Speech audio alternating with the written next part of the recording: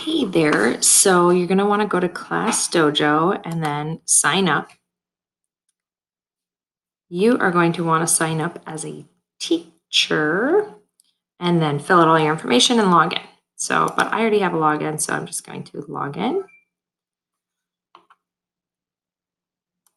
Hopefully.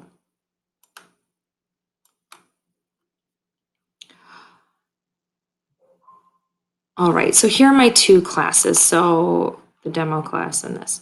So I typed in all my students' names in there.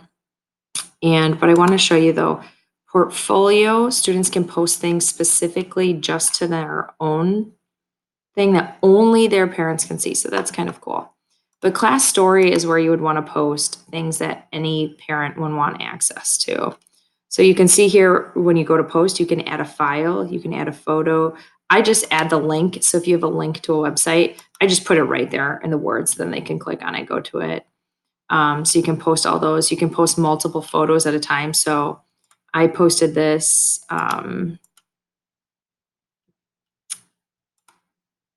These different pictures. So you can post all that. And then also, let me go to the demo account. If you have messages right here, these you could send a private message to each individual parent, or you can send a message to every parent through the all parent. And what's really cool is that you can see which parents have seen it. So it'll pop up and it'll say like 17 parents have viewed this message, and it'll tell you exactly the parents who have viewed it.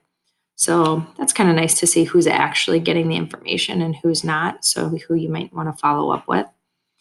And then if you want to do this, you just go to make a new class, have your class name. So whatever grade level. And if you have multiple kids, you can just click other. And then I like to share. So if you decide to use this as a, this is just a question. If you decide to use this as a behavior management thing, I share all points with parents. So I gave out lots of points. So if you look at, I'll show you that in a second. So then add students, and then you just start typing in their name.